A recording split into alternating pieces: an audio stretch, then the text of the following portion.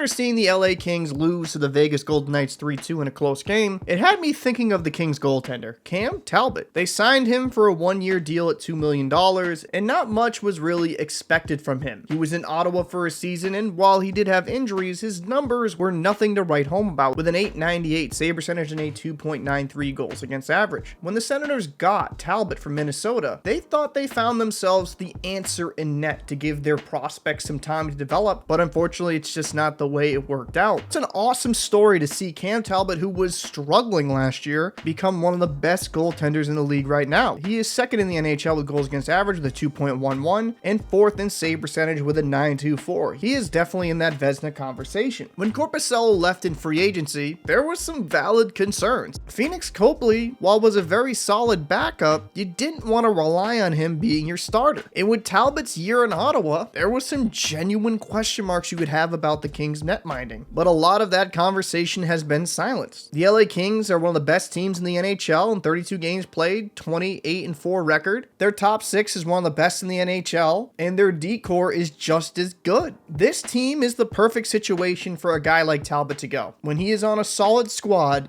he's going to give you what you need to win games. Looking back at the film from the Senators to the Kings, Talbot just looks more confident, making good stops, staying square to the shooter, and showing some good lateral quickness. Because that's the one thing with goaltender. More than any other position, it's more about confidence than any physical trait. While it can be beneficial to be 6'7" and take up the whole net, if you have no confidence or you're unsure of yourself, you can be 6'7" and look like you're 5'2" in net. The mental aspect of goaltending is so important to be successful. Talbot is a guy that has proven he can bounce back. When he was with the New York Rangers, people raved about him and thought he'd be an amazing starter for their teams. That's why the Edmonton Oilers ended up acquiring him. In his first 3 years, they rode him into the ground. But then after those 3 years, he had subpar numbers. Getting traded to the Philadelphia Flyers didn't really improve there, but would bounce back in Calgary and would start to get a little bit more respected around the league. Some people thought that year in Ottawa was the beginning of the end of his NHL career. He's 35 years old, had a sub 900 save percentage. Some people thought maybe he just doesn't have it anymore.